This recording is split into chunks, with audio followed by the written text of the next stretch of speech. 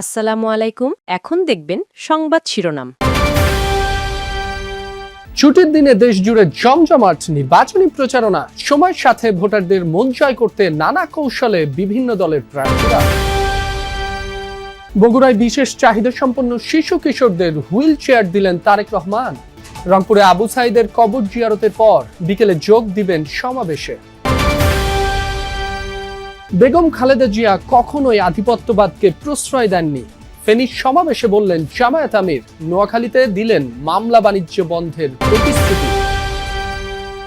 ভোটের আগে প্রতিশ্রুতি দেয়া হলেও নির্বাচনী ইশতেহার বাস্তবায়নের হার অর্ধেকেরও কম, জবাবদিহিতার অভাব বলছেন বিশ্লেষকরা।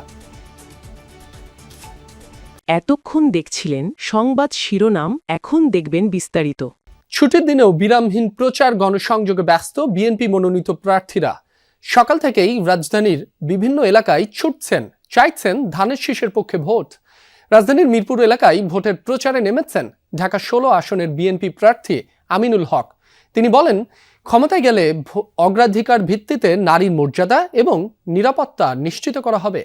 নারীদের স্বতঃস্ফূর্তভাবে কেন্দ্রে এসে ভোটদানের আহ্বান জানান তিনি। উর্দু ভাষাভাষীদের স্থায়ী পুনর্বাসন নিশ্চিত করার প্রতিশ্রুতিও দেন। জনগণের সমস্যার সমাধানে বদ্ধপরিকর, এমনটাও জানান তিনি। এদিকে রাজধানীর উত্তরায় গণসংযোগে ব্যস্ত ঢাকা 18 আসনের বিএনপি প্রার্থী এস.এম. জাহাঙ্গীর হোসেন। তিনি বলেন, গত 17 বছর মানুষ ভোটই দিতে পারেননি, তাই মানুষের কাছ থেকে বেশ ভালো সাড়া মিলছে। দক্ষিণ সিটি কর্পোরেশনের অনেকগুলো এলাকায় আমরা জানি যে যানজট, জলাবদ্ধতা, গ্যাস সমস্যা, পানিতে ময়লা, নাগরিক সুযোগ সুবিধা বঞ্চিত যেসব এলাকা, এবং ওই এলাকাগুলোতে এইসব সমস্যা তুলে ধরে প্রার্থীরা ভোটারের দ্বারে দ্বারে যাচ্ছেন, এই বিষয়গুলো সমাধানের প্রতিশ্রুতি দিচ্ছেন। আমি যে এলাকায় আছি এখানে গত 3 দিন ধরে গ্যাস নাই, ফলে এটি একটি বড় ধরনের নাগরিক সমস্যা হয়ে দাঁড়িয়েছে। পাশাপাশি 2009 সালে কদমতলী ইউরেনের এই অংশটি সিটি কর্পোরেশনের অন্তর্ভুক্ত হয়েছে।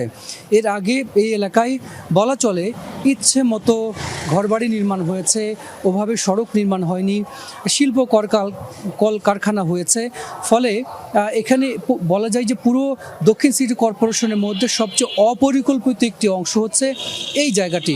ফলে এই সমস্যাগুলো, সংকটগুলো তুলে ধরে প্রার্থীরা ভোটারদের কাছে যাচ্ছেন এবং সেই প্রতিশ্রুতিগুলো দিচ্ছেন।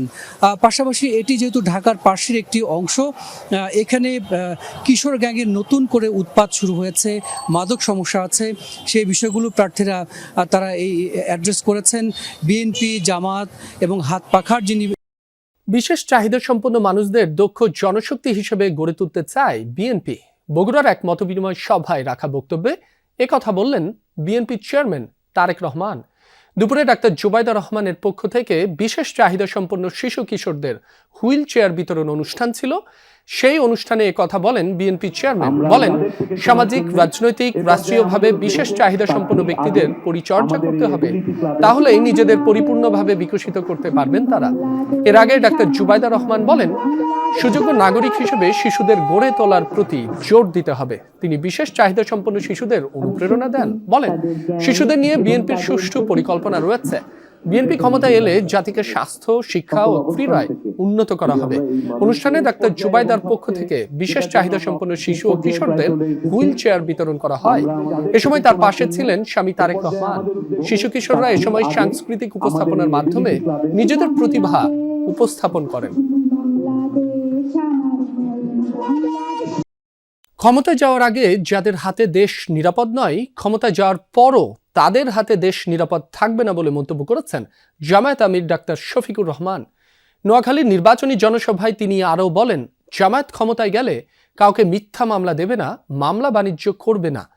সমাবেশে তিনি বলেন, 5টি বিশ্ববিদ্যালয়ের ছাত্র সংসদ নির্বাচনের ফলাফল যা হয়েছে, সংসদ নির্বাচনের ফলাফলও তাই হবে। এর আগে ফেনীতে নির্বাচনী জনসভায় জামায়াত আমির বলেন, ক্ষমতায় গেলে অগ্রাধিকার ভিত্তিতে নারীর মর্যাদা ও নিরাপত্তা নিশ্চিত করা হবে, যা এখন দেশে নেই। নির্বাচিত হলে ন্যায্যতার ভিত্তিতে সকল সমস্যা সমাধানের আশ্বাস দেন জামায়াতে আমির।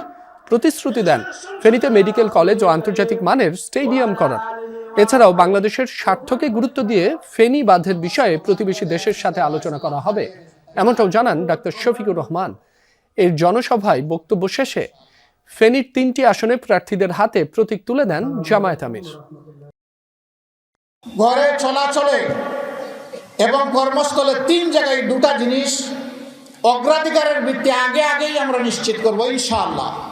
একটি হচ্ছে মায়ের মর্যাদা, আর একটি হচ্ছে তাদের অবশ্যই আমরা নিরাপত্তা নিশ্চিত করব। এই 2 জিনিস এখন নেই, আমরা বদ্ধপরিকর, ইনশাআল্লাহ আমরা এটা করব। আসন্ন জাতীয় সংসদ নির্বাচনে সুষ্ঠু ভোট হওয়া নিয়ে শঙ্কা প্রকাশ করেছেন জাতীয় নাগরিক পার্টি এনসিপির আহ্বায়ক নাহিদ ইসলাম। সকালে ঢাকা 11 আসনের আফতাবনগরে গণসংযোগে এ মন্তব্য করেছেন 11 দলীয় জোট মনোনীত প্রার্থী। তিনি নির্বাচিত হলে কেমন বাংলাদেশ গড়বেন ভোটারদের জানান সেই কথা। গণভোটে হ্যার পক্ষে রায় দিলে দেশে কি পরিবর্তন হবে সেই ধারণাও দেন তিনি। তবে ভোট সুষ্ঠু হওয়া নিয়ে শঙ্কা প্রকাশ করার পাশাপাশি অভিযোগ করেন নাহিদ ইসলাম। জানান, বড় একটি রাজনৈতিক দল আচরণবিধি ভঙ্গ করছে। নির্বাচন কমিশন এবং পুলিশের ভূমিকায় সন্তুষ্ট নন তিনি। তবে ভোটাররা তার পাশে থাকার আশ্বাস দিয়েছেন বলেও জানান নাহিদ ইসলাম। নির্বাচনী ইস্তেহার হলো জনগণের সাথে রাজনৈতিক দল ও প্রার্থীর লিখিত সামাজিক চুক্তি, যেখানে লিপিবদ্ধ থাকে প্রার্থীর ভবিষ্যৎ পরিকল্পনা।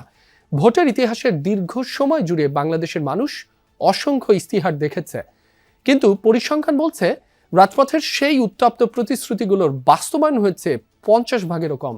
জবাবদিহিতা না থাকায় হচ্ছে না ইস্তেহার বাস্তবায়ন, বলছেন বিশ্লেষকরা, যা প্রতারণার শামিল। ভোট এলেই দেখা মেলে সাজ সাজ রব। গগনবিদারী স্লোগানের ভিড়ে সবচেয়ে দামি যে দলিলটি সামনে আসে তা হলো নির্বাচনী ইশতেহার। 1991 সাল থেকে গণতন্ত্র পুনরুদ্ধারের পর প্রায় সব দলই উচ্চাকাঙ্ক্ষী প্রতিশ্রুতি দিয়েছে। 2008 সালের পর থেকে তা আনুষ্ঠানিক ইশতেহারে রূপ নিয়েছে। গণতন্ত্র শক্তিশালী করা, নারীর কর্মসংস্থান, মাদ্রাসা শিক্ষার আধুনিকায়ন সহ বড় বড় প্রতিশ্রুতি ছিল দল ও প্রার্থীর ইশতেহারে। কেউ বলেছিল 10 টাকা সের চাল দেবে, কেউ বা ঘরে ঘরে চাকরি। তবে বিজয়ের পর বেশিরভাগ প্রতিশ্রুতি থেকে গেছে অধরা। দলের বাইরে বিজয়ী সংসদ সদস্যদের উদ্যোগও ছিল যৎ সামান্য। এখন হাতে পায়ে ধরছে যখন ইলেকশন আসছে তখন, আর যখন ইলেকশন শেষ হয়ে গেছে যখন হেরার আমার চিনে না। ক্ষমতা একজনের কাছে থাকে, খালি মানুষ পরিবর্তন হয়, কিন্তু ক্ষমতার সেটাই থাকে, ক্ষমতার দাপটও সেম থাকে। মনে প্রাণে চাচ্ছি যে যারা এই প্রতিশ্রুতি দিব শক্তভাবে রাখবে, আমরা তাদেরকে পাশে থাকবো, ইনশাল্লাহ তাদেরকে ভোট দিব। যারা প্রার্থী আছে তারা আগের মতো মন মানসিকতা নাই, আমার ধারণা কিছু না কিছু পরিবর্তন হবে। বিগত 3 দশকের অভিজ্ঞতা বড়ই তিক্ত।